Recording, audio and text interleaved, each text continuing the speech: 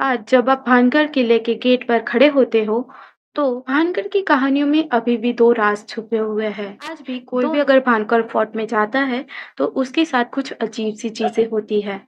पर अगर वो पलट के देखे, तो वहाँ कोई नहीं होता बस था। खामोशी है।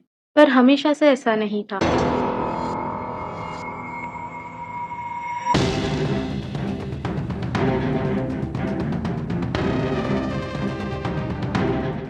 नमस्ते एंड वेलकम और वेलकम बैक टू के सुपरनेचुरल। यहाँ हम डिस्कस करते हैं रियल सुपरनेचुरल स्टोरीज। आज के एपिसोड के सोर्सेज आपको डिस्क्रिप्शन में मिल जाएंगे, तो don't forget to check out that. And without any yapping, let's start the video.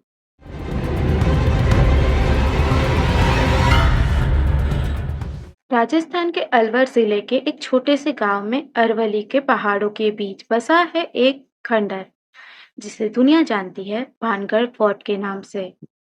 ये जगह आज वीरान है। मंदिर, हवेली और बाजार के टूटे हुए दरवाजे, और यहाँ बस खामोशी है। पर हमेशा से ऐसा नहीं था। इतिहास कहता है 1573 में राजा भगवंत दास ने अपने छोटे बेटे मधु सिंह के लिए किले को बनवाया था। उस समय भानगढ़ एक जीता जागता शहर था। बाजार में व्यापार, मंदिर में घंटियों की आवाज, लोगों की हंसी, मेला और उत्सव, सब कुछ होता था। लेकिन समय के साथ साथ सब कुछ बर्बाद होने लगा। पहले छत्र सिंह की अकाल मृत्यु हुई, फिर युद्ध, अकाल और बीमारियों ने इसे पूरी तरह से उजाड़ दिया। और आज जब आप भानगढ़ किले के गेट पर खड़े होते हो, तो आर्कोलॉजिकल सर्वे ऑफ इंडिया का एक बड़ा सा बोर्ड दिखता है, जिसमें लिखा है कि सूरज ढलने के बाद और सुबह उगने से पहले यहाँ पर प्रवेश सख्त मना है।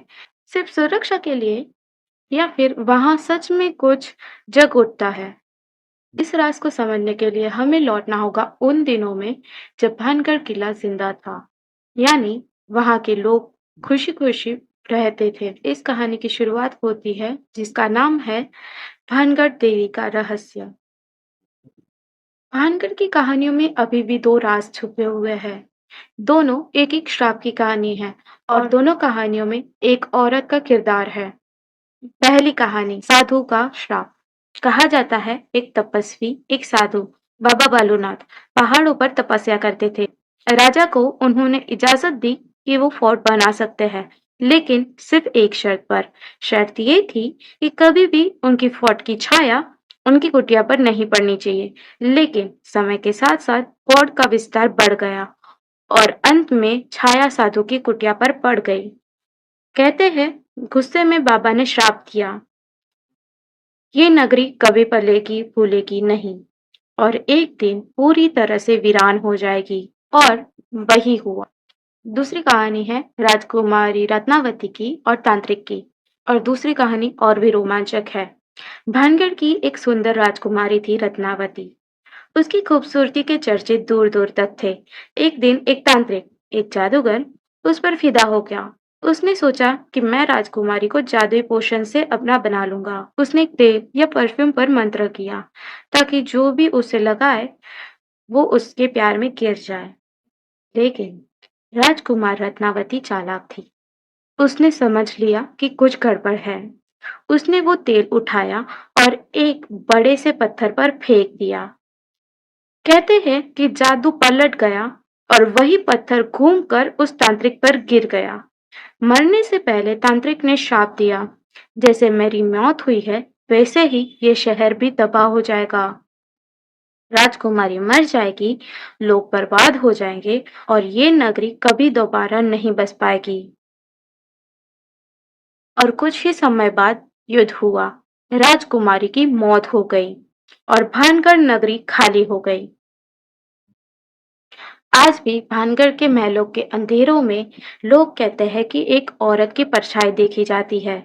क्या वो रत्नावती की आत्मा है, या फिर साधु का श्राप अभी भी वहां घूम रहा है?